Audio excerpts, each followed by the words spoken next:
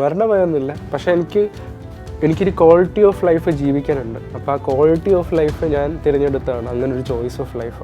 ഞാൻ ശരീരം കൊണ്ടല്ല ജീവിക്കുന്നതെന്ന് എനിക്ക് നന്നായിട്ടറിയാം. കാര്യം എനിക്ക് എണീറ്റ് നിൽക്കാൻ ഇപ്പോൾ ഇന്ന് രാത്രി മെഡിസിൻ എടുത്തു കഴിഞ്ഞാൽ നാളെ രാവിലെ എണീക്കത്തില്ല. അത്രയും ചലഞ്ചസ് ഉണ്ട് ആ മെഡിസിൻസിൻ്റെ സൈഡ് എഫക്ട്സിന്. ആൾക്കാർക്ക് മറ്റൊരാളിലേക്ക് ഇടാനുള്ള എഫേർട്ടിനുള്ളൊരു ആഗ്രഹമില്ല എന്നുള്ളതാണ് സത്യം. അവർക്ക് ഈ ഒരു സിറ്റുവേഷൻ എങ്ങനെയെങ്കിലും ഹാൻഡിൽ ചെയ്ത് ഔട്ട് ചെയ്യണം. അപ്പോൾ അതിന് വേണ്ടിയിട്ടുള്ള റീസൺസ് മാത്രമാണ് ഈ വാക്കുകളെന്ന് മാത്രമേ ഞാൻ കണ്ടിട്ടുള്ളൂ ഇന്ന് വരെ. കരയും ആകാശവും കടലും എല്ലാം എനിക്ക് ഒരുപോലെയാണ് ഇപ്പം.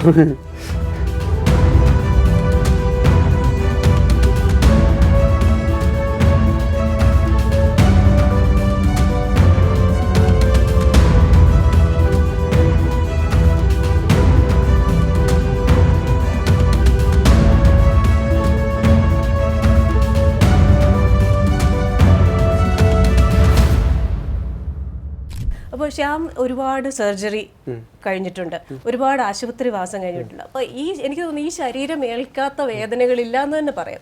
അപ്പം അത്രയധികം ഉണ്ട്, ഇതിനകത്തൊരു മനസ്സും ഉണ്ടല്ലേ. അപ്പോൾ ഈ 25 വയസ്സിൽ നിൽക്കുമ്പം ശരീരത്തിനാണോ മനസ്സിനാണോ കരുത്ത് കൂടുതൽ? ഒരു പടി എനിക്ക് തോന്നുന്നു മനസ്സിലായിരിക്കും. എനിക്കൊരു ഡിസിഷൻ എടുത്ത് അതിന് മുന്നോട്ട് പുഷ് ചെയ്യാനുള്ളൊരു കേപ്പബിലിറ്റി ഉണ്ടാക്കിയെടുത്തിട്ടുണ്ട് ഞാൻ ഇന്ന് വരെ.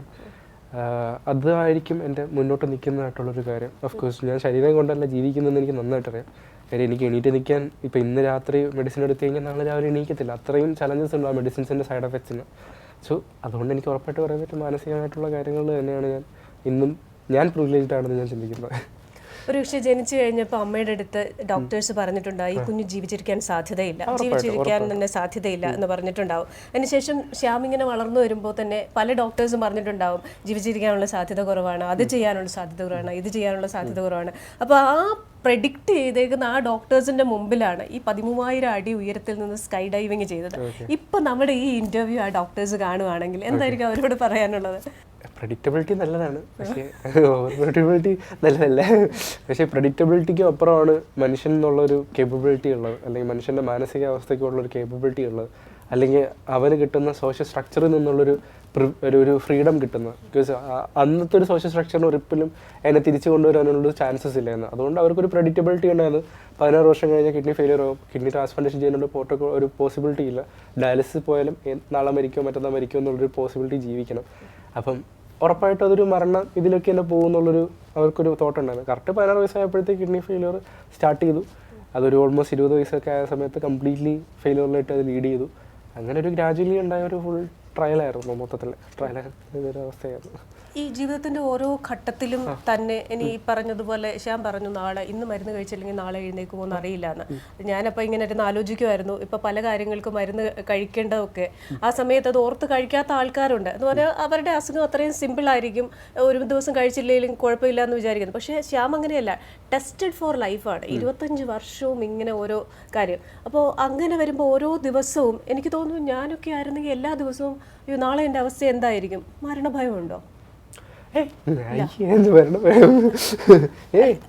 ഒരിക്കലും അങ്ങനെ ഒരു സംഭവമേ ഇല്ല. മരണഭയമൊന്നുമില്ല. പക്ഷെ എനിക്കൊരു ക്വാളിറ്റി ഓഫ് ലൈഫ് ജീവിക്കാനുണ്ട്. അപ്പോൾ ആ ക്വാളിറ്റി ഓഫ് ലൈഫ് ഞാൻ തിരഞ്ഞെടുത്താണ് അങ്ങനെ ഒരു ചോയ്സ് ഓഫ് ലൈഫ്. അപ്പോൾ ആ ക്വാളിറ്റി ഓഫ് ലൈഫ്, ഞാൻ ഈ ക്വാണ്ടിറ്റി ഓഫ് ലൈഫിന് ഞാൻ ഇത് ചെയ്യുന്ന ആളല്ല. അപ്പോൾ എനിക്കൊരു 5 വർഷമോ 3 വർഷമോ ജീവിച്ചിരിക്കാൻ പറ്റുവാണെങ്കിൽ ആ വർഷം ജീവിച്ചിരിക്കുന്ന വർഷം എനിക്ക് ചെയ്യാൻ പറ്റുന്ന കാര്യങ്ങൾ മാക്സിമൈസ് ചെയ്ത് വെച്ചിട്ട് പോവുക എന്നുള്ളത് മാത്രമാണ്. ബാക്കി ആൾക്കാരുടെ ഇനി വരുന്ന തലമുറയുടെയും അവർക്ക് വേണ്ടിയിട്ടുള്ള ഒരു ചെറിയ ചേഞ്ചെങ്കിലും അവർ നാളെ വരുമ്പോൾ അവർ അനുഭവിക്കരുത്. നാളെ അത് എന്നെ വെച്ച് പറയണമെന്ന് തന്നെ നിർബന്ധമില്ല. അവർക്കൊരു ഫ്രണ്ട്ലി ആയി മാറണം, അത്രേ ഉള്ളൂ. അതിനകത്ത് വേറെ ഒന്നുമില്ല. അതെ, അതിപ്പോൾ ഈ പറയുന്ന ഞാനാണെങ്കിലും ഇത് കഴിഞ്ഞ് അങ്ങോട്ട് എഴുന്നേറ്റ് പോകുന്ന സമയത്ത് ഞാൻ ജീവിക്കുമോ മരിക്കുമോ എന്ന് എനിക്കറിയില്ല. പക്ഷേ പൊതുവേ എല്ലാ ആൾക്കാരും, കുറേ ആൾക്കാർ അവർ വിചാരിക്കുന്നു ഞാൻ ദീർഘകാലം ജീവിക്കുമെന്നാണ്. പക്ഷേ ചില ആൾക്കാരുടെ അടുത്തേക്ക് അവരുടെ അടുത്തേക്ക് അങ്ങ് അടിച്ചേൽപ്പിക്കുകയാണ്, നിനക്ക് ഇന്ന പരിമിതികളുണ്ട് ചിലപ്പോൾ. അപ്പോൾ അത്തരത്തിൽ ശരിക്കും പറഞ്ഞാൽ ഒന്നുകിൽ മരണഭയം ഉണ്ടാവുകയാണെങ്കിൽ എല്ലാവർക്കും ഉണ്ടാവണം, അല്ലെങ്കിൽ ആർക്കും ഉണ്ടാവാൻ പാടില്ല. അപ്പോൾ ഞാൻ പറഞ്ഞ ആ ക്വാളിറ്റി ഓഫ് ലൈഫ്, ചെറിയ ജീവിതമാണെങ്കിൽ നമ്മുടെ ഓരോരുത്തർ, ഇപ്പം ഞാൻ എല്ലാ ദിവസവും നമ്മൾ കിടന്നുറങ്ങുമ്പോൾ നാളെ എഴുന്നേറ്റില്ലെങ്കിൽ പോലും ഇന്ന് വരെയുള്ള എൻ്റെ ജീവിതത്തെ മറ്റൊരാളിനെ വേദനിപ്പിക്കാതെ കഴിഞ്ഞുകൂടുക. അതെ, എല്ലാ പൂർണ്ണമായിട്ടും വേദനിപ്പിക്കാതെ എന്ന് പറയാൻ പറ്റില്ല. നമുക്ക് അഫ്കോഴ്സ് അറിയാതെ തന്നെ നമ്മൾ ചിലപ്പോൾ വേദനിപ്പിക്കുന്നുണ്ടാവും. അപ്പം അങ്ങനെയുള്ള കാര്യങ്ങൾ നമുക്ക് പ്രോമിസ് ചെയ്യാൻ പറ്റില്ല. പക്ഷെ നമുക്ക് ചെയ്യാൻ പറ്റുന്ന ഒരു കാര്യമുണ്ട്. അതായത് നമുക്ക് മുന്നോട്ടുള്ള ഈ അടുത്ത ജീവിതങ്ങളിൽ അല്ലെങ്കിൽ അടുത്ത മുന്നോട്ടുള്ള ദിവസങ്ങളിൽ നമുക്ക് ചെയ്യാൻ പറ്റുന്നതായിട്ടുള്ള ഒരുപാട് കാര്യങ്ങളുണ്ട്. അത് നമുക്ക് കണ്ടെത്താൻ കൂടെ പറ്റണം. അവിടെയാണ് നമ്മുടെ കേപ്പബിലിറ്റി ഉണ്ടാവുക. നമ്മൾ നമ്മുടെ ജീവിതത്തിൽ മാത്രം ഫോക്കസ് ആയി പോയി കഴിഞ്ഞാൽ നമ്മുടെ ചുറ്റുമുള്ളതിനെ കാണാതായിപ്പോകും. അപ്പോൾ ചുറ്റുമുള്ളതിനെ കാണാൻ കൂടെ ശ്രമിക്കുമ്പോഴാണ് ആ ഒരു ചേഞ്ച് ഉണ്ടാവുക. അപ്പോൾ അതൊരു ഭയങ്കര ഇമ്പോർട്ടൻ്റ് ആയിട്ടുള്ള കാര്യമാണ്. മാത്രമല്ല ചേട്ടൻ, ഞാൻ ആലോചിക്കായിരുന്നേ, എല്ലാം ഉണ്ടായിട്ടും നമ്മളിൽ പലരും പറയുന്നത് നമുക്ക് ഡിപ്രഷൻ ആണെന്ന്. എന്താ എന്നറിയില്ല, പക്ഷെ നമുക്കൊരു സന്തോഷമില്ലാത്ത അവസ്ഥ. അപ്പൊ ഇത്രയും വിഷമങ്ങളൊക്കെ ഉണ്ടാകുമ്പോഴും ചേട്ടൻ എപ്പോഴെങ്കിലും ഒക്കെ വിഷമിച്ചിട്ടുണ്ടോ? ഭയങ്കര നം മൈൻഡഡ് ആണ്. എനിക്കങ്ങനെ വിഷമോ സന്തോഷമോ ഒന്നും എനിക്കങ്ങനെ എക്സ്ട്രീംലി ഫീൽ ചെയ്യാറില്ല. പക്ഷേ അതൊരു നം മൈൻഡഡ് ആണ് ഞാൻ കുറച്ചുകൂടെ. അതുകൊണ്ട് എനിക്കതെങ്ങനെ ഐഡൻറ്റിഫൈ ചെയ്യണമെന്ന് അറിയില്ല ഇപ്പോഴും സന്തോഷം എന്നാണ്. ബിക്കോസ് ഓഫ് ഒരുപാട് പെയിൻ്റെ എക്സ്ട്രീംസ് കാരണം അത് മങ്ങിപ്പോയതായിരിക്കും എൻ്റെ ലൈഫിൽ നിന്ന്. പക്ഷെ ഞാൻ എപ്പോഴും ഈ ചിരി ഇങ്ങനെ കീപ്പ് ചെയ്തേക്കും, മെയിൻറ്റെയിൻ ചെയ്യും. ബിക്കോസ് ഓഫ് ഇപ്പം ഞാനിങ്ങനെ വിഷമിച്ച് നടന്നത് കണ്ടിട്ട് എന്ന് പറയുന്ന ചേഞ്ച് ആൾക്കാർക്കൊന്നും ഉണ്ടാകുമ്പോഴുള്ളൂ. പക്ഷേ അറ്റ്ലീസ്റ്റ് ഞാൻ ചിരിച്ചുകൊണ്ട് വന്നു കഴിഞ്ഞാൽ that can bring A small change എന്നുള്ള രീതിയിലാണ് ഞാൻ ചിരിച്ചുകൊണ്ട് നടക്കുന്നത്. So that bring something good. പിന്നെ ഒരു കാര്യം എനിക്ക് സംശയം തോന്നി, ഈ 13,000 ഞാനൊരു വീഡിയോ ഉണ്ടായിരുന്നു, 13,000 അടി ഉയരത്തില് ആ ഹെലികോപ്റ്ററിൽ നിന്ന് ഇങ്ങനെ കാല് വെച്ചേക്കാണ് പുറത്തേക്ക് ചാടാനുള്ള. അപ്പോൾ സാധാരണഗതിയിലുള്ള മനുഷ്യർക്കൊക്കെ ഇത്ര ഉയരം തന്നെ പേടിയുള്ളവരുണ്ട്. 13,000 അടി ഉയരത്തിൽ നിന്ന് ഒറ്റയ്ക്ക് ആ സ്കൈ ഡൈവിങ്ങിലേക്ക് പോകുമ്പോൾ ആ സമയത്ത് എന്തായിരുന്നു മനസ്സിലെ? ഒന്നുമില്ല, ചാടണം, ലാൻഡ് ചെയ്യണം. വേറെ ഒരു പേടി താഴേക്ക് നോക്കുമ്പോഴുള്ള ഒന്നും ഭയങ്കര കൂളാണ്. നമ്മൾ ജമ്പ് ചെയ്യുമ്പോഴൊക്കെ ഭയങ്കര കൂളാണ്. ഞാൻ എൻ്റെ ഫസ്റ്റ് ജമ്പ് തൊട്ട് ഞാൻ ഭയങ്കര കൂളായിരുന്നു. അപ്പോൾ താഴോട്ട് ഓക്കെ ചാടണോ, ചാടി, ആ ഒരു സംഭവമായിരുന്നു. എനിക്കങ്ങനെ ഒരു ഫീൽ എന്ന് പറയാൻ മാത്രമൊന്നും എനിക്ക് ഉണ്ടായിട്ടുണ്ടായിരുന്നില്ല. ബട്ട് ലൈക്ക് അഫ്കോഴ്സ് ഞാൻ കുറേ സിറ്റുവേഷനിൽ പോയിട്ടുണ്ട്. അപ്പോഴൊക്കെ ഫിയർ എന്നൊരു സാധനം ഉണ്ടായി കഴിഞ്ഞ ഒരു പ്രശ്നം എന്ന് പറഞ്ഞാൽ നമ്മൾ പാനിക് ആയി കഴിഞ്ഞാൽ നമ്മൾ ഡിസിഷൻസ് മറന്നു. സോ അപ്പം എനിക്കുണ്ടായ ഒരു ഭയങ്കര ബെനിഫിറ്റാണ് ഈ പാനിക് ഡിസിഷൻസ് ഉണ്ടാവാതിരുന്നത്. അപ്പോൾ എനിക്കത് വലിയ പ്രിവിലേജ്ഡ് ആയിട്ട് മാറി സത്യം പറഞ്ഞത്, ഈ നം മൈൻഡഡ് ആയിട്ടുള്ള ഒരു സിറ്റുവേഷൻ. ഞാൻ ഈ യാത്രേകം എന്ന് പറയുന്ന പുസ്തകം വായിക്കുമ്പോഴേ അതിൽ പറഞ്ഞിട്ടുണ്ട്, മനുഷ്യനെ ഏറ്റവും അധികം പരാജയത്തിലേക്ക് നയിക്കുന്നത് ഭയമാണ്. അപ്പം ആ ഭയമില്ലാത്ത ഒരു അവസ്ഥ ഉണ്ടാക്കിയെടുക്കുക എന്ന് പറയുന്നത് വലിയ പാടാണ്. സംഭവം ശ്യാം അത് നേടിയിരിക്കുന്നു. അങ്ങനെ ആശുപത്രി കിടക്കയിൽ നിന്ന് ആകാശം വരെ എത്തി. ഇപ്പൊ ആകാശം കാണുമ്പോൾ എന്താ തോന്നുന്നേ? ഫ്രീഡം. ലൈക്ക് ദാറ്റ്സ് ഞാനൊരു സ്ലേവ് ടു ദ ഫ്രീഡം എന്ന് ഞാൻ പറയാം. ഞാൻ ഫ്രീഡത്തിൻ്റെ ഒരു സ്ലേവ് ആണ്. അറ്റ് ദ സെയിം ടൈം അതൊരു ഫ്രീഡമായിട്ട് ഞാൻ കാണുന്നുമുണ്ട്. മൈറ്റ് ബി ലൈക്ക് ഇതൊരു ഫ്രീഡം ആയിരിക്കാം, അല്ലെങ്കിൽ ഞാൻ സ്ലേവ് ടു ഫ്രീഡം ആയിരിക്കാം, രണ്ടും പറയാം. പിന്നെ ഇപ്പം not only the sky diving, ഇപ്പം ഞാൻ മോട്ടോക്രോസ് ചെയ്യുന്നുണ്ട്, അതിന് വേണ്ടിയിട്ട് ഞാൻ കാല് ബിൽഡ് ചെയ്യുന്നുണ്ട്. അങ്ങനെ കുറേ കാര്യങ്ങൾ അതിൻ്റെ പുറകിലും വർക്ക് ചെയ്യുന്നുണ്ട്. സോ കരയും ആകാശവും കടലും എല്ലാം എനിക്ക് ഒരുപോലെയാണ് ഇപ്പോൾ. എല്ലാം ഒരുപോലെയാണ്, അത് വാക്കുകളിൽ തന്നെ ഉണ്ട്. അപ്പോൾ കുറച്ച് ഡ്രീമിനെ കുറിച്ചൊക്കെ പറഞ്ഞു. ഇനി ബാക്കി ഒരു വിഷൻ എന്തായാലും ഞാൻ പറഞ്ഞു, എത്ര ദിവസമാണെങ്കിലും ക്വാളിറ്റി ഓഫ് ലൈഫാണ് ഇമ്പോർട്ടൻ്റ്. അതിൻ്റെ നീളത്തിലല്ല, ആയുർദൈർഘ്യത്തിലല്ല, അല്ലെങ്കിൽ അതിൻ്റെ വലിപ്പത്തിലല്ല. അപ്പോൾ അങ്ങനെയാകുമ്പം ഇനി ഒരുപാട് ഡ്രീം ആ കുട്ടി തലയിലുണ്ടല്ലോ, എന്തൊക്കെയാണല്ലേ? എൻ്റെ ഫസ്റ്റ് ഫേസിൽ നിൽക്കുന്ന ഇപ്പോൾ ഈ പറഞ്ഞ വിൻ്റർ ചാമ്പ്യൻഷിപ്പാണ്. അതൊരു ആഡ് ഓൺ വലിയൊരു സപ്പോർട്ടായിരിക്കും. ഒരു വേൾഡ് കപ്പിലോട്ട് മാറുക എന്നുള്ള സംഭവത്തിലോട്ട് വരുന്ന സമയത്ത്, ഒരു വേൾഡ് ചാമ്പ്യൻഷിപ്പിലോട്ട് വരുന്ന സമയത്ത്, ഒരു വേൾഡ് ചാമ്പ്യൻ ആവുക എന്നുള്ള കാര്യത്തിലോട്ട് വരുന്ന സമയത്ത്, ദെൻ ഫേസ് 2 ഒരു കാലുണ്ടാക്കുക. അതായത് ഇപ്പം ഇപ്പോൾ എനിക്കൊരു കാല് വെക്കണമെങ്കിൽ ഒരു 55-60 ലക്ഷം രൂപ മുടക്കണം. അപ്പോൾ എനിക്കതൊരു അഫോർഡബിളായിട്ട് എല്ലാ ആക്ടിവിറ്റിയും ചെയ്യാൻ പറ്റുന്ന വെയ്റ്റ്ലെസ് ആയിട്ടൊരു കാർ എനിക്ക് പ്രൊവൈഡ് ചെയ്യാൻ പറ്റുന്നുണ്ടെങ്കിൽ അതൊരു വലിയ ചേഞ്ച് ആയിരിക്കും എനിക്ക് സമൂഹത്തിൽ. ഇന്ത്യയിൽ അങ്ങനെ ഒരു കാർ ഡെവലപ്പ് ചെയ്യുന്നുണ്ടല്ല. അപ്പം എനിക്ക് അങ്ങനെ ഒരു കാർ ഡെവലപ്പ് ചെയ്തൊക്കെ ഉള്ളതെന്നുണ്ട്. അപ്പോൾ അതിൻ്റെ വലിയ ടീമിനെയൊക്കെ കാര്യങ്ങളൊക്കെ ഞാൻ അന്വേഷിച്ചുകൊണ്ടിരിക്കുന്നുണ്ട്. ഇൻവെസ്റ്റേഴ്സ് കാര്യങ്ങളെല്ലാം വേണം. അപ്പോൾ അതിൻ്റെ പുറകിൽ ഞാൻ വർക്ക് ചെയ്തുകൊണ്ടിരിക്കുന്നത്. ഞാൻ അതിൻ്റെ പുറകിലെല്ലാം ഓടുന്നുണ്ട്. അപ്പം എൻ്റെ കൂടെ ഓടാനും കുറച്ച് പേരുണ്ട്. അപ്പം അതൊരു വലിയൊരു ഗിഫ്റ്റഡാണ്. ആൻഡ് അതിന് മുകളിൽ എന്നെ വിശ്വസിക്കുന്ന ഓരോ ആൾക്കാരുണ്ട്. ഇപ്പോഴും ഈ നിമിഷം ഈ ക്യാമ്പയിൻ്റെ പുറകിലും വിശ്വസിക്കുന്ന ആൾക്കാരുണ്ട്. അതൊരു വലിയ സപ്പോർട്ടാണ്. ഇനി അടുത്തൻ്റെ ഒരു വലിയ വിഷൻസ് കാണുന്ന സമയത്ത് അവർക്കെല്ലാം എനിക്ക് റിട്ടേണും കൊടുക്കാൻ പറ്റണം. എന്നെ ഇവിടെ എത്തിക്കുന്നുണ്ടെങ്കിൽ അവർക്ക് ആഗ്രഹമുള്ള സ്ഥലത്ത് എത്തിക്കാനുള്ള എനിക്കും കേപ്പബിലിറ്റീസ് ഉണ്ടാവണം. സോ അവരുടെ എഫേർട്സിനും വാല്യൂ ഉള്ള, സോ അതിനെ എനിക്ക് വാല്യൂ ചെയ്യണം. എൻ്റെ തേർഡ് ഫേസ് എന്ന് പറയുന്നത് ഈ പറഞ്ഞ വിങ് സ്യൂട്ട് ചെയ്യുക എന്നുള്ള സംഭവത്തിലോട്ട് വരുന്ന സമയത്താണ്. അതെൻ്റെ ഒരു കാല് അത്രയും എക്സ്ട്രീംലി ഡെവലപ്പ് ചെയ്യണം. ദെൻ അതിനുവേണ്ടി സ്ക്വിറൽ വിങ് സ്യൂട്ട്സ് എന്നൊരു കമ്പനി ആൾറെഡി എനിക്ക് വേണ്ടി സ്യൂട്ട് ഉണ്ടാക്കി തരാമെന്ന് പറഞ്ഞിട്ടുണ്ട്. സോ അവരതിൻ്റെ പുറകിൽ അത് വർക്ക് ചെയ്യുന്നുണ്ട്. സോ അപ്പം അതും ഞാൻ അച്ചീവ് ചെയ്ത് വെച്ചിട്ടുണ്ട്.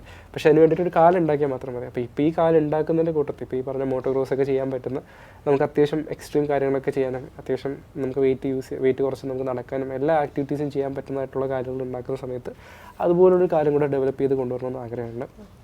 പിന്നെ ആ ഒരു ഹൈറ്റ്സ് അച്ചീവ് ചെയ്യുക, ഇതെല്ലാം ഒരു ഡോക്യുമെൻ്ററി ആക്കുക, ഡോക്യുഫിഷനോ ഡോക്യുമെൻ്ററി ആക്കുക. ദെൻ ഇൻസ്പയർ, ലൈക്ക് അതൊരു ഇൻസ്പിറേഷൻ എന്നുള്ള രീതി തന്നെ, not only for like privileged ആയിട്ടുള്ള ആൾക്കാർ, അൺപ്രിവിലേജ്ഡ് ആയിട്ടുള്ളവർക്കും വീട്ടിനകത്ത് കിടക്കുന്ന ആൾക്കാർക്കും ഈ കാല് നഷ്ടപ്പെട്ടവർക്കും അവർക്കൊന്നും ഒരു ഹോപ്പില്ലാതെ ഫ്രണ്ടിൽ നിൽക്കുന്നതായിരിക്കും. അവർക്കിതൊരു ലൈക്ക് ഒരു പോസിബിലിറ്റി ആയി മാറണം. ഇവിടെ എത്രയോ സിനിമ വന്നിറങ്ങി പോകുന്നുണ്ട്. അപ്പം അതിലൊരു ചേഞ്ച് ഉണ്ടാവണം. ഇപ്പോൾ എനിക്ക് പല കിട്ടിയ ഒരു റോളുകളെന്ന് പറയുന്നത് ഒരു നെഗറ്റീവ് ക്യാരക്ടറാണ്, അല്ലെങ്കിൽ കേപ്പബിലിറ്റി ഇല്ലാത്തൊരു ആൾക്കാരായിട്ട് കാണിക്കുക എന്നുള്ള സംഭവമാണ്. അവിടെ നിന്ന് എനിക്കൊരു ഇപ്പോൾ ഒരു സൂപ്പർ ഹീറോ ആയി മാറുന്ന ലെവലിലേക്ക് മാറണം എന്നുള്ളൊരു സംഭവത്തിലേക്കൊരു സിനിമ ചെയ്ത അല്ലെങ്കിൽ അങ്ങനെ ഒരു വലിയ ആഗ്രഹമുണ്ട് എൻ്റെ മുന്നിൽ. അപ്പോൾ അതൊരു വലിയ ചേഞ്ചും ആയിരിക്കും അങ്ങനെ ഒരു ചേഞ്ച് കണ്ടാണ്. അപ്പം എനിക്ക് റിയലായിട്ട് ചെയ്യാൻ പറ്റും സ്റ്റൺസ് എല്ലാം. അപ്പോൾ നമ്മൾ ടോം ക്രൂസ് ചെയ്യുന്ന പോലെ എനിക്ക് റിയലായിട്ട് സ്റ്റൺസ് ചെയ്യാൻ പറ്റും, എത്ര എക്സ്ട്രീം ആണെങ്കിലും. So that's I am capable of. അപ്പം അത്രയും കേപ്പബിലിറ്റി എനിക്കുണ്ട്. അപ്പോൾ ആ കേപ്പബിലിറ്റിയെ പ്രോപ്പറായിട്ട് യൂസ് ചെയ്തുകൊണ്ട് പ്രോപ്പറായിട്ട് എനിക്ക് എഫിഷ്യൻ്റായിട്ട് അതൊരു സമൂഹത്തിലൊരു ചേഞ്ച് ഉണ്ടാക്കാൻ പറ്റിക്കഴിഞ്ഞാൽ ദാറ്റ്സ് എ ബിഗ്ഗസ്റ്റ് തിങ് എൻ്റെ ലൈഫിൽ അച്ചീവ് ചെയ്യാൻ പറ്റുമെന്നുള്ള സംഭവമുണ്ട്. അപ്പോൾ അതാണ് വിങ് സ്യൂട്ടിൻ്റെ ഒരു ചലഞ്ച്. അതിൽ വിങ് സ്യൂട്ട് പഠിച്ചു കഴിഞ്ഞാൽ അത് 42,000 ഫീറ്റിൽ നിന്ന് ജമ്പ് ചെയ്യുന്ന ലെവലിലേക്ക് ട്രെയിൻ ചെയ്ത് കൊണ്ടുവരിക എന്നുള്ളത്. അപ്പോൾ അതിന് ഇപ്പോൾ സ്കൈ ഡൈവ് ട്രെയിൻ നമ്മളിപ്പോൾ കണ്ടിന്യൂ ചെയ്തേ പറ്റും. ഒരു 3 to 4 ലക്ഷം രൂപ പെർ മന്ത് നമുക്ക് സപ്പോർട്ടേഴ്സായിട്ട് സ്പോൺസേഴ്സായിട്ട് വരാൻ പറ്റുന്നത്, അങ്ങനെ വരുന്ന ബ്രാൻഡിങ്സോ ആണെങ്കിൽ എന്താണെങ്കിലും നമുക്ക് ചെയ്യാൻ പറ്റുന്ന രീതിയിലേക്ക് നമുക്ക് മുന്നോട്ട് വന്നു കഴിഞ്ഞാൽ ഐ കുഡ് ഏബിൾ ടു എൻ്റെ ഡ്രീമിൻ്റെ ഒരു ആഡ് ഓൺ ആണ് മാത്രമായി മാറും. So that like A biggest change. അപ്പോൾ ഞാൻ വീട്ടിനകത്ത് വെറുതെ ഇരിക്കേണ്ട, I could achieve something. Shyami പറയുമ്പോഴേ ഞാനിങ്ങനെ ആലോചിക്കുമായിരുന്നു, ശരിക്കും ഡിസേബിൾഡ് അല്ലെങ്കിൽ ഡിസേബിൾഡ് എന്ന് പറയുന്ന ആൾക്കാർ, അവരെ പറയേണ്ട ആൾക്കാരെന്ന് പറയുന്നത് എല്ലാ വിധത്തിലും എല്ലാ പ്രിവിലേജുമായിട്ട് ജനിച്ചിട്ടും ഒന്നും ചെയ്യാതിരിക്കുന്ന ആൾക്കാരാണ് ഡിസേബിൾഡ്. ശ്യാം എന്ന് പറഞ്ഞാൽ എക്സ്ട്രാ ഓർഡിനറി ഏബിൾഡ് ആയിട്ടുള്ള ഒരാളാണ്. അത് ശ്യാമിനെ പോലെയുള്ള ഇതേപോലെ ഹാർഡ് വർക്ക് ചെയ്ത് സ്ട്രൈവ് ചെയ്യുന്ന എല്ലാവരും എക്സ്ട്രാ ഓർഡിനറി ഏബിൾഡ് ആണ്. ഡിസേബിൾഡ് എന്ന് പറയുന്നത് എല്ലാ എബിലിറ്റിയും ഉണ്ടായിട്ടും എല്ലാ അനുഗ്രഹങ്ങളും ഉണ്ടായിട്ടും ഒന്നും ചെയ്യാതെ വെറുതെ ഇരിക്കുന്ന ആളെയാണ് നാളെ മുതൽ നമ്മൾ ഡിസേബിൾഡ് ആയിട്ട് അങ്ങനെ വിളിക്കേണ്ടത്, അങ്ങനെ കാറ്റഗറൈസ് ചെയ്യപ്പെടേണ്ടതെന്നാണ് ഞാൻ മനസ്സിലാക്കുന്നത്. ഇപ്പോൾ ശ്യാമിനെ സപ്പോർട്ട് ചെയ്യാൻ ഒരുപാട് പേര് കാണും അല്ലേ, ഒരുപാട് പേര് ഇപ്പോൾ കൂടെ വരുന്നുണ്ട്. അത് ശ്യാം അത്രയും ഹാർഡ് വർക്ക് ചെയ്തതിന് ശേഷം. പക്ഷേ ഈ കുഞ്ഞൊക്കെ ആയിരുന്നപ്പോഴൊക്കെ ഈ ഒരുപാട് ഡാർക്കായിട്ടുള്ള അവസ്ഥയായിരുന്നല്ലോ, പറഞ്ഞിട്ടുണ്ടല്ലോ. പക്ഷെ അതിനിടയിൽ എവിടെയെങ്കിലുമൊക്കെ എനിക്ക് തോന്നുന്നു ഇപ്പോൾ അവരെ ഓർത്തെടുക്കുന്നത് കൂടെ നല്ലതായിരിക്കും. എവിടെയെങ്കിലുമൊക്കെ ഒരു പ്രകാശത്തിൻ്റെ വെള്ളിവെളിച്ചം എന്ന് പറയുന്നത് പോലെ നല്ല വാക്കുകൾ പറയാനും പ്രോത്സാഹിപ്പിക്കാനും അമ്മയ്ക്ക് ഉപരിയായിട്ട് ആരെങ്കിലുമൊക്കെ ഉണ്ടായിരുന്നോ? ചില ടീച്ചേഴ്സ്, അങ്ങനെയുള്ള 1-2 ആൾക്കാർ, ചിലപ്പോൾ വഴി കൂടെ പോയി ആരെങ്കിലും ആയിരിക്കും, അങ്ങനെയുള്ള 1-2 പേരേ ഉള്ളൂ. അത് ഓർമ്മയില്ല എനിക്ക്. ഈ കുറേ മെഡിസിൻസും കാര്യങ്ങളൊക്കെ പറഞ്ഞതാണ്, ഓർമ്മകൾ കുറേ നഷ്ടപ്പെടുന്നുണ്ട്. അപ്പോൾ അങ്ങനെ കുറേ ചലഞ്ചസ് ഉണ്ട് ഇപ്പോഴും. നമ്മളോട് ആൾക്കാരുടെ പെരുമാറ്റത്തിൽ നല്ല കാര്യങ്ങൾ ഈ പറഞ്ഞ പോലെ മെഡിസിൻസിന്റെ കാര്യം കൊണ്ട്, പക്ഷേ ഓർത്തിരിക്കുന്ന വിഷമിപ്പിക്കുന്ന കാര്യങ്ങളാണോ കൂടുതൽ, അതോ ഈ പറയുന്നത് പോലെ അതിനെ ബാലൻസ് ചെയ്യാൻ നല്ല കാര്യങ്ങൾ ഉണ്ടായിരുന്നോ? അങ്ങനെ നല്ല കാര്യങ്ങൾ ഉണ്ടാകുന്നതൊരു എനിക്ക് ഭയങ്കര കുറവായിരുന്നു. ബിക്കോസ് നമ്മൾ ആ ഒരു ഇത് കിടക്കുന്നിടത്തോളം കാലം നമ്മൾ ഒന്നിനും സഹതാപത്തോടെ നോക്കും, ഭയങ്കര സഹതാപത്തോടെ നോക്കുന്ന ആൾക്കാരായിരിക്കും. പിന്നെ ഉള്ളൊരു കാറ്റഗറി എന്ന് പറഞ്ഞാൽ ഒന്നുകിലും മറ്റേ കളിയാക്കുക എന്നുള്ള കാറ്റഗറി, അല്ലെങ്കിൽ സഹതാപത്തോടെ നോക്കുക. അല്ലാതെ അക്സെപ്റ്റൻസ് എന്നൊരു കാറ്റഗറി, ഒരു ഹെൽത്തി മെൻറ്റാലിറ്റിക്ക് ഈ അടുത്തൊക്കെ ആൾക്കാർ ചിന്തിച്ചു തുടങ്ങിയത് തന്നെ. എനിക്ക് തോന്നുന്നു നാട്ടിൻപുറത്ത് ഇപ്പോഴും ആ ചലഞ്ച് ഇപ്പോഴും ഉണ്ട്. പിന്നെ ഞാൻ നാട്ടിൻപുറത്ത് ജനിച്ച് വളർന്ന് ഒരു 21 വർഷം നാട്ടിൽ വളർന്ന് പോകുന്ന ആലോചിച്ച് നോക്കിയാൽ സോ അതൊരു ഭയങ്കര ഡിഫിക്കൽട്ടായിട്ടൊരു കാര്യമായിരുന്നു. എന്ന് പറഞ്ഞാൽ അവർ അഴുക്കാരും അല്ല, അവരുടെ സാഹചര്യവും അവരുടെ വിഷമവും അവരുടെ സഹതാപമാണ്. പക്ഷെ അവർക്ക് എങ്ങനെ ബിഹേവ് ചെയ്യണമെന്ന് അവർക്ക് കറക്റ്റായിട്ട് അറിയില്ല. ആ ഒരു എഡ്യൂക്കേഷൻ കുറവായതുകൊണ്ടായിരിക്കാം. That's true. എനിക്ക് തോന്നുന്നു നമ്മൾ ആ ഒരു പ്രീമിയം തിങ്കിങ്ങിലേക്ക് വരണം. കാരണം ഒരാൾക്കൊരു കാര്യം സംഭവിക്കുമ്പോൾ താടിക്ക് കൈ കൊണ്ട് അയ്യോ അവനത് സംഭവിച്ചു കഷ്ടമായി പോയി, അല്ലെങ്കിൽ അവൾക്കത് സംഭവിച്ചു കഷ്ടമായി പോയി എന്നതിനുപരിയായിട്ട് അതെനിക്ക് സംഭവിച്ചാൽ, എൻ്റെ കുടുംബത്തിൽ സംഭവിച്ചാൽ എങ്ങനെയായിരിക്കും എന്നുള്ള ഒരു നിലയിലേക്ക് കൂടെ നമ്മൾ ഉയർന്നു കഴിഞ്ഞാൽ എനിക്ക് തോന്നുന്നു നമ്മുടെ സമൂഹത്തിലുണ്ടാകുന്ന മാറ്റം ചിലപ്പോൾ വലുതായിരിക്കും. ഇപ്പോൾ സിമ്പിളായിട്ടൊരു ആക്സിഡൻറ്റ് ഇത്രയല്ലേ സംഭവിച്ചുള്ളൂ, അതിന് ദൈവത്തിന് നന്ദി പറയണം, അല്ലെങ്കിൽ എത്രയല്ലേ സംഭവിച്ചൊന്ന് സമാധാനിപ്പിക്കാമെന്ന്.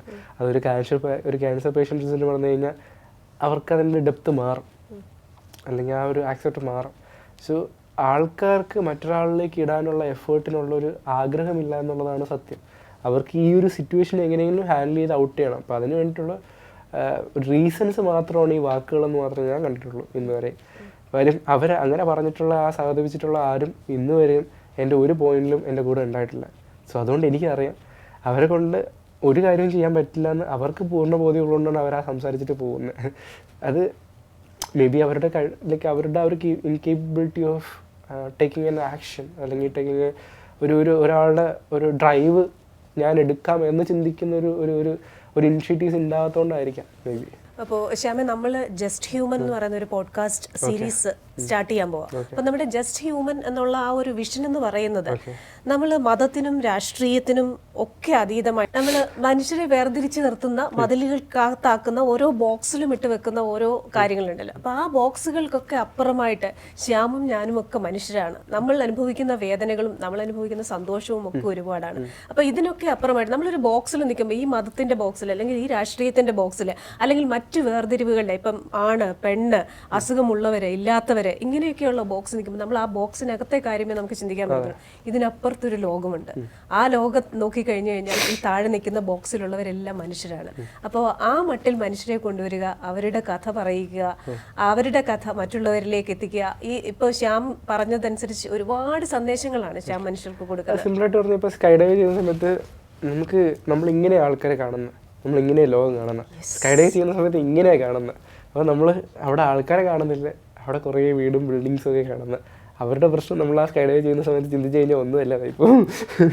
അപ്പോൾ ആ സെയിം മുകളിൽ നിന്ന് നോക്കുമ്പോഴത്തേക്ക് ആ പേഴ്സ്പെക്റ്റീവ് മാറിക്കഴിഞ്ഞാൽ കംപ്ലീറ്റ് ഐഡിയ ചേഞ്ച് ആവും, അല്ലെങ്കിൽ ആൾക്കാരുടെ ഒരു തോട്ട് പ്രോസസ്സ് ചേഞ്ച് ആവും. Simply that. അപ്പോൾ നമ്മൾ ഇങ്ങനെ നോക്കിയാൽ മുന്നിലുള്ളവരെ മാത്രമേ കാണത്തുള്ളൂ, ഇങ്ങനെ നോക്കിയാൽ സൈഡിലുള്ളവരെ മാത്രമേ കാണത്തുള്ളൂ, ഇങ്ങനെ നോക്കിയാൽ ഈ സൈഡിലുള്ളവരെ കാണത്തുള്ളൂ, തിരിഞ്ഞു നോക്കിയാൽ പുറകിലുള്ളവരെ കാണത്തുള്ളൂ. അപ്പോൾ ഒരു 360 കാണണമെങ്കിൽ നമ്മൾ എന്ത് ചെയ്യണം? പറക്കണം. മുകളിൽ നിന്ന് പറക്കുമ്പോൾ നമുക്ക് കൂടുതൽ വ്യക്തമായി എല്ലാവരെയും അവരുടെ പ്രയാസങ്ങളും സന്തോഷങ്ങളും ഒക്കെ മനസ്സിലാക്കാൻ സാധിക്കും. വലിയൊരു മെസ്സേജാണ് ശ്യാം തന്നത്. ഇനി നമ്മുടെ പ്രേക്ഷകരോട് എന്താ പറയാനുള്ളത്? B A healthy life, like അത് ലീഡ് ചെയ്യാൻ ശ്രമിക്കുക. ഹെൽത്തി മൈൻഡ് സെറ്റ് ഉണ്ടാക്കിയെടുക്കാൻ ലീഡ് ചെയ്യാൻ ശ്രമിക്കുക. അതായത് ഒരു ഭയങ്കര ഇമ്പോർട്ടൻ്റ് ആയിട്ടുള്ള കാര്യമാണ്. നിങ്ങൾക്ക് നിങ്ങളുടെ വേണ്ടി ചെയ്യേണ്ട കാര്യങ്ങളുമാണ്. നിങ്ങൾക്ക് സമൂഹത്തിനോട് ചെയ്യാൻ താല്പര്യം ഉണ്ടെങ്കിൽ അത് ഇമ്പോർട്ടൻ്റ് ആയിട്ടുള്ള കാര്യമാണ്. സോ ഇത് രണ്ടും ഇമ്പോർട്ടൻ്റ് ആണ്. പിന്നെ ഈക്വലി സപ്പോർട്ട് ചെയ്യുക. ഞാനൊരു സപ്പോർട്ട് നിനക്ക് ചെയ്യുമ്പോൾ അതേ സപ്പോർട്ട് എനിക്ക് ചെയ്യാനുള്ളൊരു ഇനിഷ്യേറ്റീവ് നിനക്ക് ഉള്ളിൽ ഉണ്ടാവണം. അതൊരു ബോത്ത് ഒരു ഇതിൽ ട്രാൻസ്പെറൻസിയിൽ അത് കീപ്പ് ചെയ്യാൻ പറ്റണം. തുറന്ന് സംസാരിക്കുക എന്നുള്ളൊരു ഭയങ്കര ഇമ്പോർട്ടൻ്റ് ആയിട്ടുള്ള കാര്യമാണ്. മനുഷ്യനെ മനസ്സിലാക്കുക എന്നുള്ള സിറ്റുവേഷൻസ് ഭയങ്കര ഇമ്പോർട്ടൻ്റ് ആയിട്ടുള്ള കാര്യമാണ്. ഇതിനൊക്കെ തന്നെയാണ് ഞാൻ കൂടുതൽ വാല്യൂ ചെയ്യുന്നതായിട്ടുള്ള കാര്യങ്ങൾ.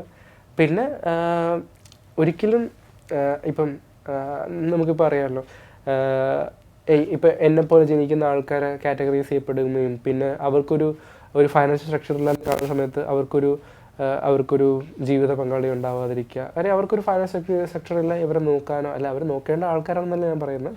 പക്ഷേ അവർക്ക് ഒരു സൊസൈറ്റിയിൽ അക്സെപ്റ്റൻസ് ഉണ്ടെങ്കിലല്ലേ മറ്റൊരാൾ കൂടെ നിൽക്കുന്ന സമയത്ത് ഇയാൾ അക്സെപ്റ്റൻസ് ചെയ്യുന്ന ഒരാളാണ് എന്നൊരിത് വരത്തുള്ളൂ. അപ്പം സൊസൈറ്റി അക്സെപ്റ്റ് ചെയ്യപ്പെട്ടാൽ മാത്രമേ ചുറ്റുമുള്ള സമൂഹത്തിലുള്ള മനുഷ്യരും അക്സെപ്റ്റ് ചെയ്യപ്പെടത്തുള്ളൂ. അതിപ്പോൾ തിരിച്ചാണെങ്കിലും.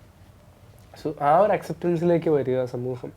അപ്പോൾ അതൊക്കെ അവരായിട്ട് തന്നെ ഇപ്പം ഇന്നിപ്പം നമുക്കൊരാളോട് സംസാരിച്ച് അയാളുടെ സ്റ്റോറിയെല്ലാം കേട്ട് അത് കഴിഞ്ഞ് വൈകുന്നേരം കഴിഞ്ഞ് ആ എംപത്തി മാറിയിട്ട് പിറ്റേ ദിവസം മുതൽ വേറെ കാര്യങ്ങളും സ്വന്തം ബിസി ലൈഫിലേക്കും പോകുമ്പം അവരറിയുന്നില്ല, അവരാ കൊടുത്ത ചിലപ്പോൾ ഒരു എഫേർട്ടായിരിക്കാം, ചിലപ്പം കൊടുത്തൊരു ഹോപ്പായിരിക്കാം, പക്ഷെ അത് വിട്ടുപോകും. ഓവർ ദ ടൈം അവർക്ക് ക്യാരി ചെയ്യാൻ പറ്റില്ല. Because they are like effortless peoples എന്ന് നമുക്ക് പറയാൻ പറ്റും. അങ്ങനൊരു പീപ്പിളിൽ നിന്ന് മാറി കുറച്ചുകൂടെ എഫക്റ്റീവായിട്ട് പറ്റുവാണെങ്കിൽ ഡയറിയിൽ എഴുതി വെച്ച് ഓരോ ദിവസം ഫോളോ അപ്പ് ചെയ്ത് കലണ്ടറിൽ എഴുതി വെച്ച് അത്രയും എഫക്റ്റീവ്ലി നിങ്ങൾക്ക് ഒരാളുടെ ലൈഫ് ചേഞ്ച് ചെയ്യാൻ പറ്റിക്കഴിഞ്ഞാൽ ദാറ്റ്സ് എ ഹ്യൂജ് തിങ്. അങ്ങനെ നമുക്ക് ചെയ്യാൻ പറ്റുന്ന ഒരുപാട് കാര്യങ്ങളുണ്ട്. അപ്പം നിങ്ങളുടെ അടുത്തുള്ള ആൾക്കാരെ തന്നെ നിങ്ങൾക്ക് ഫൈൻഡ് ഔട്ട് ചെയ്ത് കഴിഞ്ഞാൽ ഒരുപാട് കാര്യങ്ങൾ ചെയ്യാൻ പറ്റും. It's A good thing. So അങ്ങനെ ഒരുപാട് കാര്യങ്ങളുണ്ട്. ഇപ്പം എന്നെ സപ്പോർട്ട് ചെയ്യുന്ന ഇപ്പോൾ പർപ്പിൾ മൂവ്മെൻ്റ് ആണോ, ബിയോണ്ട് ഗ്രാഫിറ്റി ആണോ, മ്യൂലോൺ ആവാം, ഇപ്പം ഫയർ ലൈക്ക് ഇവരെല്ലാം കൺട്രോൾ ചെയ്യുന്ന ആൾക്കാരാവാം, ഇവരെല്ലാം സപ്പോർട്ട് ചെയ്യുന്ന ഇവർക്കൊരു ഫ്ലാറ്റ് ഹയറാർക്കി ഒരു സംഭവമായിരിക്കാം. ഇതെല്ലാം കൊണ്ട് അവർ ഉദ്ദേശിക്കുന്നത് പരസ്പരം ഇപ്പോഴത്തെ ഒരു ജനറേഷൻ ആണെങ്കിലും പരസ്പരം സപ്പോർട്ട് ചെയ്ത് മുന്നോട്ട് വരിക എന്നുള്ളതാണ്. ഇവരെല്ലാത്തിനും കേപ്പബിൾ അല്ല എന്ന് കാണുന്ന ഒരു സപ്പോർട്ട് ഒരു സിസ്റ്റത്തിൽ നിന്ന് ഇവരെല്ലാത്തിനും കേപ്പബിൾ ആണ് എന്ന് പറഞ്ഞ് കാണിച്ചു കൊടുക്കുന്ന ഒരു മെസ്സേജിലേക്ക് മാറണം ഇന്നത്തെ സമൂഹം. ഇപ്പം എയിൽ പറയുന്ന മറ്റേ കിഡ് ഓഫ് ഇന്ത്യ ഉണ്ട്. അപ്പം അങ്ങനെ കുറേ ആൾക്കാരുണ്ട്. അപ്പം അങ്ങനെ രാഹുലിനെ അറിയാമല്ലോ, പുള്ളിയെ പോലുള്ള ആൾക്കാരാണ്. അപ്പം ഇത് huge respect for me. Like എന്നെ ടെഡെക്സിലോട്ട് എത്തിച്ചത് പുള്ളിയാണ്.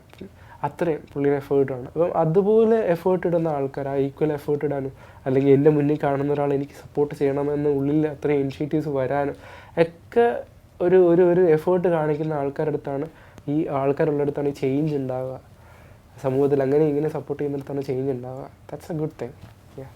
നല്ലൊരു മെസ്സേജാണ് സമൂഹത്തിനുള്ള, ഞാൻ ഉൾപ്പെടെയുള്ള സമൂഹത്തിനുള്ള നല്ലൊരു മെസ്സേജ്. ഞാനിപ്പോൾ ഓർക്കുന്ന ഒരു ചെറിയ സ്റ്റോറിയല്ല, നടന്ന സംഭവമാണ്. സാംസങ്ങിൻ്റെ അഡ്വർടൈസ്മെൻ്റ് ആണെന്ന് തോന്നുന്നു, സാംസങ് ടെലിവിഷൻ്റെ. തുർക്കിയുടെ തലസ്ഥാനമായ ഇസ്താംബൂളിൽ ഒരു ഡെഫായിട്ടുള്ള ഒരു മോനുണ്ടായിരുന്നു. അപ്പോൾ കുട്ടിക്ക് സൈൻ ലാംഗ്വേജ് മാത്രമേ മനസ്സിലാവത്തുള്ളൂ. അപ്പോൾ ഈവൻ പല കാര്യങ്ങളും ചോദിക്കുമ്പം പല ആൾക്കാർക്കും മനസ്സിലാവില്ല. അപ്പോൾ ആൾക്കാർ അവനെ ഒഴിച്ചു നിർത്തിയിട്ട് മാറി നടക്കാൻ തുടങ്ങി. അപ്പോൾ ഒരു എഫേർട്ടിൻ്റെ ഭാഗമായിട്ട് അവൻ്റെ ഗ്രാമത്തിലുള്ള മുഴുവൻ ആൾക്കാരും സൈൻ ലാംഗ്വേജ് പഠിച്ചു. ഇതിവൻ അറിയുന്നില്ല. പക്ഷെ ഒരു ദിവസം അവൻ വീട്ടിൽ നിന്ന് സ്റ്റെപ്പ് ഔട്ട് ചെയ്തിട്ട് എവിടെയൊക്കെ പോകുന്നു അവിടെ എല്ലാം ആൾക്കാർ സൈൻ ലാംഗ്വേജിലൂടെ അവനോട് കമ്മ്യൂണിക്കേറ്റ് ചെയ്തു. എത്ര വലിയ മാറ്റമാണ് അവിടെ ഉണ്ടായതെന്നറിയാം. നമ്മുടെ ഇടയിൽ ഇതെല്ലാം കേപ്പബിൾ ആയിട്ടുള്ള ആൾക്കാർക്ക് ആ ചേഞ്ച് കൊണ്ടുവരാൻ പറ്റുമെങ്കിൽ ദാറ്റ്സ് എ ഗുഡ് തിങ്. കുറച്ചുകൂടെ ഈവൻ ബെറ്റർ തിങ് ആവും. അല്ലാതെ ഇപ്പം നമുക്ക് പുഷ് ചെയ്യാൻ പറ്റുന്ന ആക്സെപ്റ്റ് നമ്മൾ പുഷ് ചെയ്യും. അത് നമ്മൾ ഇനി എത്ര വലിയ ലിമിറ്റേഷൻ എന്ന് പറഞ്ഞാൽ നമ്മൾ പുഷ് ചെയ്യും. അത് വേറെ കാര്യം. അതെ, അങ്ങനെ വരുമ്പോഴാണ് ഒരു സോഷ്യൽ ചേഞ്ച് ഉണ്ടാകുന്നത്. സൊസൈറ്റി മൊത്തമായിട്ട് ആ വ്യക്തിക്ക് വേണ്ടി ഒരു കാര്യം ചെയ്യുമ്പോൾ. അതാണ് ശ്യാം പറയാൻ ശ്രമിച്ചത്. ഈക്വലി അത് തിരിച്ചും അയാൾക്ക് ഉണ്ടാവും, അയാൾക്ക് തിരിച്ചും ഉണ്ടാവണം. അവിടെയാണ് മാറ്റം ഉണ്ടാവുന്നത്. Wishing you all the best.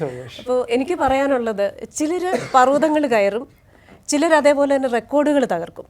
പക്ഷേ നമ്മുടെ മനസ്സിൻ്റെയും ശരീരത്തിൻ്റെയും ഒക്കെ ക്ഷമത പുനർനിർവചിക്കുന്നവർ വളരെ അപൂർവമാണ്. ഇപ്പോൾ ശ്യാമിൻ്റെ കഥയെന്ന് പറയുന്നത് ഒരു അതിജീവനത്തിൻ്റെ കഥയല്ല, എങ്ങനെയാണ് പരിമിതികൾക്കിടയിലും സ്വന്തം ജീവിതം റീഡിസൈൻ ചെയ്തെടുത്തതെന്നാണ് ശ്യാം നമുക്ക് കാണിച്ചു തരുന്നത്. അപ്പോൾ ശ്യാം പറയുന്നത് sky is not the limit, sky is the beginning. അപ്പോൾ ഓൾ ദി ബെസ്റ്റ്. എനിക്ക് കിട്ടിയിട്ടുള്ളതിൽ ഏറ്റവും കരുത്തുള്ള ഒരു ഷെയ്ക്കാനായിരുന്നു. Thank you so much. Wishing you all the best. പറക്ക്.